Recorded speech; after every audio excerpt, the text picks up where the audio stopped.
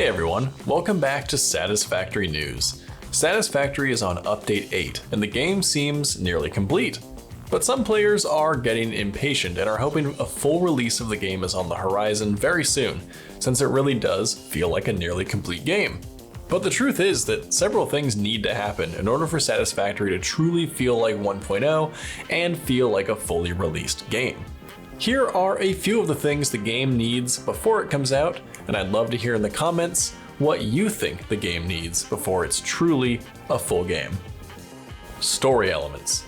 Satisfactory currently has no story outside of a vague understanding of being an employee of the Fix-It Corporation sent to this planet to harvest resources and complete Project Assembly, which is the vague storyline that guides the player through the tiers of construction.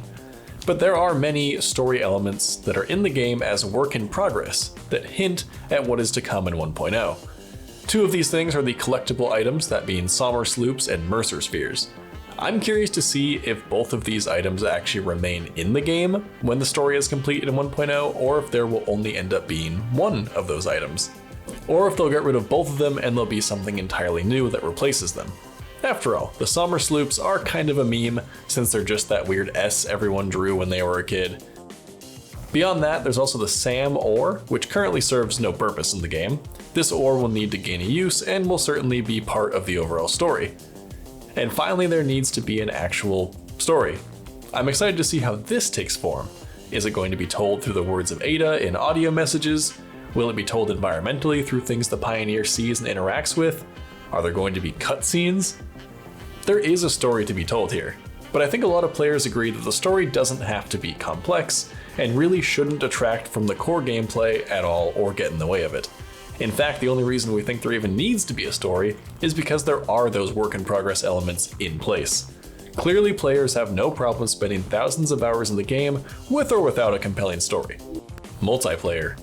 If anyone has tried multiplayer in Satisfactory, you know that it's a bit of a mess and always has been. And don't even get me started on the issues with dedicated servers or how in the dark those people have felt for a while now.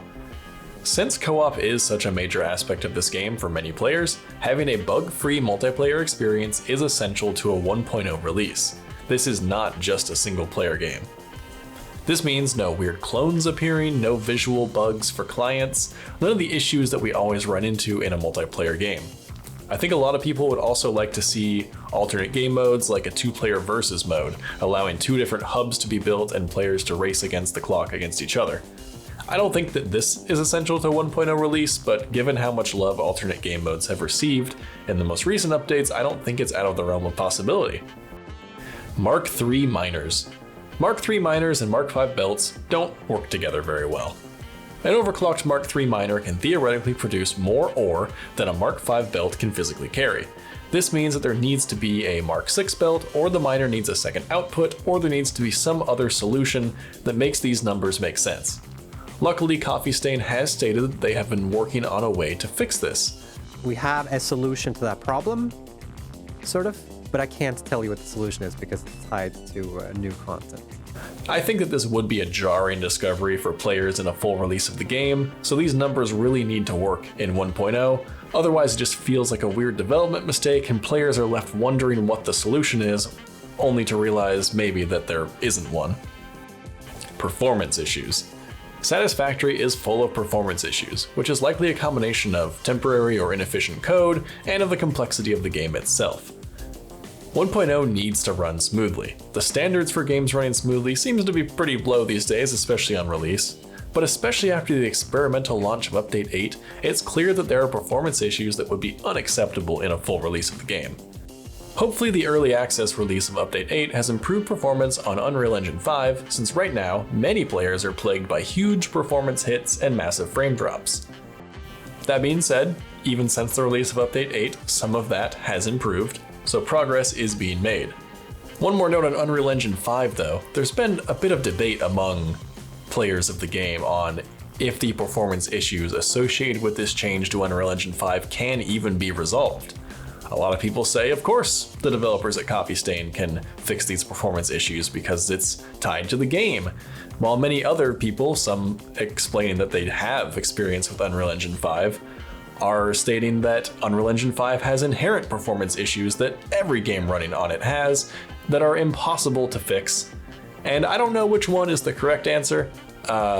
Being someone who plays a fair bit of Fortnite, who was the first game to go to Unreal Engine 5 since, they're made by Epic directly, I am inclined to believe that there are inherent performance issues with Unreal Engine 5 because that game runs not great sometimes. It's very variable in its performance and frame rate. So maybe there's some merit to that. I don't know for sure. I'm not a programmer or a game dev, but I think that we can expect a certain level of performance increase, even if it's not perfect. Floating rocks. Floating rocks and floating trees in the game have always been a pretty funny discovery that we can yell at Hannah for. Hannah! I mean, you're not even trying now, Hannah. With thousands of trees and rocks and other materials that were placed by hand, it's inevitable that some of these will end up in temporary positions, or that changes to the ground in certain areas will cause objects to float. But a 1.0 release will require a full pass of the world to ensure that every object is in the right spot. Again, the standards for these things are low in modern AAA games, but I think that Coffee Stain Studios has higher standards than that, and will want to make sure that everything looks good and is in the correct place. So in a full release, I expect most, if not all objects, to actually be touching the ground, or at least that there is an intention to fix those as they come up. And I think the lack of floating items in a full release will help make Satisfactory feel like a complete game that had care put into it. I'm sure I'm not the only one who has played a AAA game only to realize some texture or object wasn't in the right spot in a place that I have to imagine is a common place for players to go, and think to myself, how has nobody caught this and updated it? And I don't think Satisfactory will be one of those games. Complete biomes. We already know that certain regions of the map are set to change primarily in their visuals. There is a roadmap of this that is public and it's been updated several times over the years, so we can expect a few more biomes to receive final passes before the full game releases, although it is pretty close. Even though every biome may seem great to players already, we've been shown through updates like the recent Titan Forest changes and the Spire Coast changes in the previous update that Coffee Stain has the ability to make each biome incredibly unique and worth the effort of designing. Sure, we would be content with every biome having only subtle changes, or even kind of a lack of biomes other than maybe lighting. If the whole place was desert, forest, plains, and that's it, I don't think anyone would be upset.